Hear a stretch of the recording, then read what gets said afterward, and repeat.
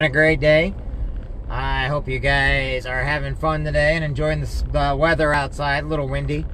Gracie and I did some working out in the yard today and everything, and starting to get the garden to where it needs to be, but I still have to get in there, finish raking it all out, then get the tiller, go through with everything. I'm going to take the tiller down, but I've got to have more compact dirt this year. For the last 4 years in a row, my corn blows over every year, and that's what's happened for the last 4 years in a row. Is the corn keeps blowing over, which doesn't do anybody a lick of beans. It doesn't do any good whatsoever, and it drives me crazy because the majority of my garden, believe it or not, is corn. It's my favorite. I love good sweet corn, and I try to grow it, and I try to get it to all my neighbors all the time. And so I haven't decided yet if I'm going to take that route again or not this year. Just with everything going on, I probably do one more big garden with everything going on. Fresh vegetables for me and my neighbors and my family sounds really good. I love giving the stuff away to my friends and family and everything that want it. I know we just delivered a bunch of strawberry pies and bread and everything, but we are going to be making some more. I'm also going to be doing some apple pies and some peach pies, probably do some peach cobbler. For people that I like to surprise my friends and family with it, so that, like I said, if I see people, I see people that would like it and everything else, and I understand some people live a little bit too far away, but we make it, and you guys get to watch us. More and more of the videos that you're going to see of with Gracie are projects we're doing, not just goofing around, but actually projects and stuff. I know we like to have fun, and I know that Gracie and Ava have been asking me if they could do their own talk show that they would like, and I'm thinking, that might be a great learning tool for them, to basically do a talk show and to prep it, plan it, pre-write it, pre-screen it, things that you need to do in order to make an actual talk show and to have a good talk show. And I think it might actually learn, and with all the different kids that we know and stuff like that, it may help with learning. And I was telling Gracie with her other cousins and with her sister and everything else, we're going to do an urban garden. I like the idea of doing an urban garden. I don't know how many people know what an urban garden is, but it's basically, it's wood, and you can create planters and stuff. And I think Dave Nissen did a couple. I don't know why. For some reason, I think of Dave Nissen. I do know that they have different community gardens in Quincy and around the areas, and those are always really nice. Right now, though, since we have to do stuff on our own, I think it'd be a great project for kids to do. And I'll create an urban garden in my garden so people know how to do it. But then I'd like to go and help some people get their urban gardens up and going and give them the seeds and everything, just to show people how to plant, how to grow stuff. Now, I do hydroponics, so a lot of the seeds I have, I know where they're all coming from and everything else. And today was the first day we had an actual Carolina Reaper on. I think Lonnie saw that. What's going on, Ron? Hey, Jeff. They all saw that we ate that pepper this morning, and it was really big. That was the hottest one I've ever eaten. I'm not gonna lie to you. My gosh, that was a hot pepper. But if we do the urban gardens just for kids to do, if people need help, I would love to go around helping people get these up and going. And I do it for free, and I do it with my time, and I don't mind. Like I said, I'm very proud of the company with what I do with Legal Shield and Identity Shield. It gives me opportunity to actually go help with stuff like this, and it's another project. Right now, though, the Soapbox Derby, I know people are asking me, but I'm not getting sponsors right now because of people hurting. I know Ray and all them, they're doing a great job, but I don't know what's going on with it right now. I personally have not done too much. I'm being open and honest because of the with what's going on right now with the coronavirus and stuff like that. So we're trying to keep distance, and I don't really want to go around. However, I don't know what's going to happen with it either, so I don't want to take people's money, and I don't want to ask for money and then all of a sudden it be canceled or there's nothing we can do about it. So since I'm only the volunteer with that, I've elected to basically keep my distance until I need to talk with people, really concentrate on my social distancing, but also help people with any type of legal stuff in all 50 states and in Canada. Getting a lot of Canadians, a lot of truckers, of course, but I handle all legal stuff. So people call me up, we get them the lawyers. We have all kinds of lawyers in Quincy that work for us, but you can't get the lawyers that work in Quincy. When you go into them, you got to pay full price. If you get through us, then that's part of our membership. And a lot of them do work for us. They're all great people, by the way. But these urban gardens I always take a percentage of what I make and I put it back into the community, and I do community events, especially with kids. I had a buddy of mine, just so everybody knows this right now, and I'll get it out there. He asked me before he died, and he was a really good guy. Granted, he was a thug growing up, I get that. He was an older guy, but he had cancer and he had a couple other things. And they always called him Uncle Mo. And he pulled me aside a couple times because he really was Army. And everybody thought he was lying about it because, you know, just this guy. But he really was an Army guy. But he asked me, he goes, Jeff, with everything you do, he goes, we need help in our community. And sometimes we don't see because we're not part of those different cliques or those different organizations. And he says, I got all these kids all the time. They need something to do. They need somebody to look up to. And he thought I could be a role model for him. I don't know if I can be or not. I know Ben Bunbury asked me a couple times too if there's ideas that I could work with, and I told him I'd think about it. His wife Helen, a lot of people don't know me and the Bunburys, but his wife Helen, from the day I was born, I've known that entire family. This is not something that, oh, I knew him because, no, I knew him because I get on a school bus, there was Helen. When my mom died of cancer in 5th grade and I went to Mr. Kessler's class, Helen was the student teacher there, and she kept an eye on me my entire life. So everybody thinks that it was Ben that I knew most of my life, and actually it was Helen. And it was actually both of them. As a lifeguard and working for the YMCA Park District and stuff, I did a lot with Ben. I loved his band, Ben Bunbury and the Messengers. I got to know Les Fonza really well, who was just an outstanding guy. But Mo, he's a different community over there, and he really wanted me to help out. So I'm thinking maybe these urban gardens, you know, instead of having, you know, community gardens are great and we need those, but maybe then if somebody wants something different than what's in the community garden, they can do urban gardens and they can switch different things. Maybe do some corn in one if somebody likes corn, maybe do potatoes in another one, tomato plants, you know, show them the proper way of growing tomatoes. I go so fast with what I do because I don't have much time, but I would actually take the time and teach these kids, since right now, you know, the teachers, and show them, you know, how to water them, you know, what to do and what not to do. And maybe then they can go and, you know, and all I ask is, you know, if I don't charge to do this and I go in and I help them with it, I want them to go and help other people. You know what I'm saying? I'm just passing it forward. And eventually, like I said, my big dream I will, you know, I may go, Gracie told me I need to tell everybody about it, and I probably will tonight. There's something I've always wanted to do since I was 11 years old, and it's coming more and more to being possible to get it done, but it's going to take a community, and it's going to take a lot of people to do, and it'll take about 15 years probably to build.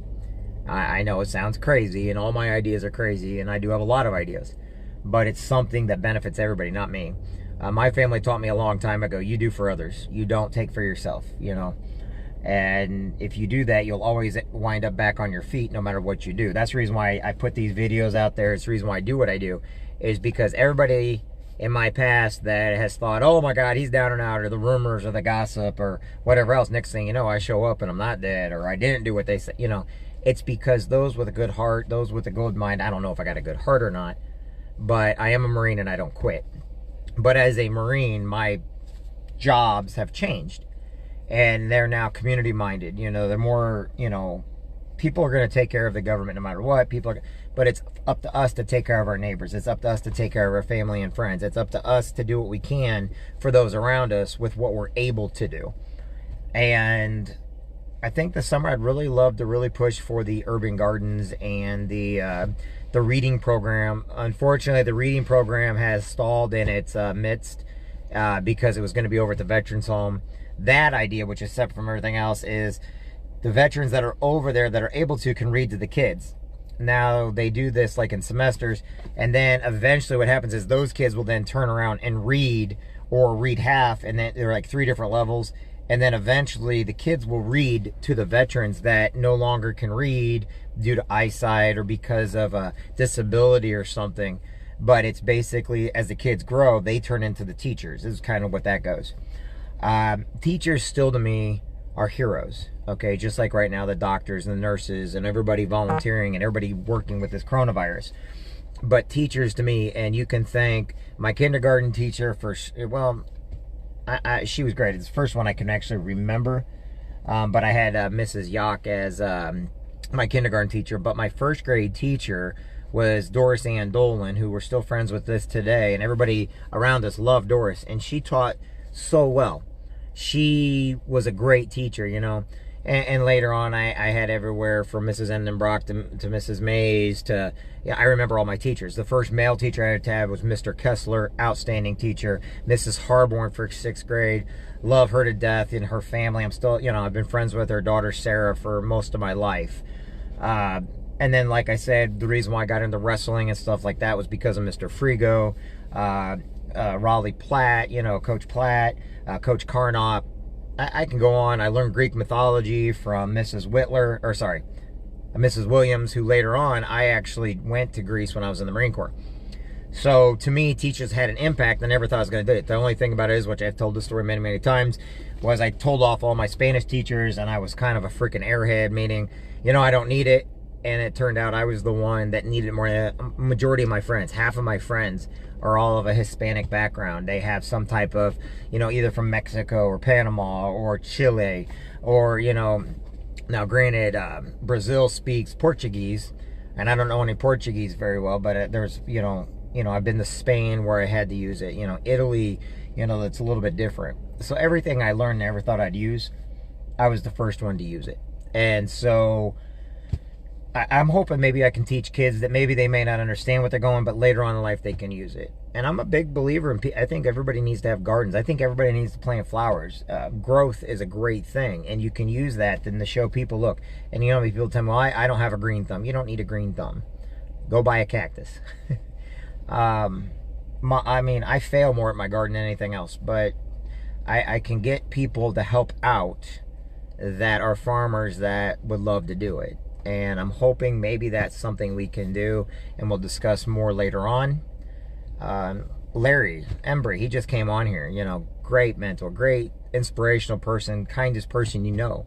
And now why do I mention people that come on here? Because Larry's one of those people that I loved helping him out for, you know, and I became really good friends with Larry. And, you know, I think the world of him. That's the reason why a lot of times you see me talk about some people a little bit more than others. Not because they're any different or any better, but because I have a bond with them some way, shape, or form.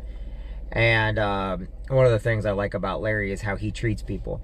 Sherry just got on here. You know, people, you know, they don't understand how I know him. I know Sherry from Macomb. You know, a lot of people I met when I was in college. Others I met in the Marine Corps. I had people ask me why I have so many friends on Facebook.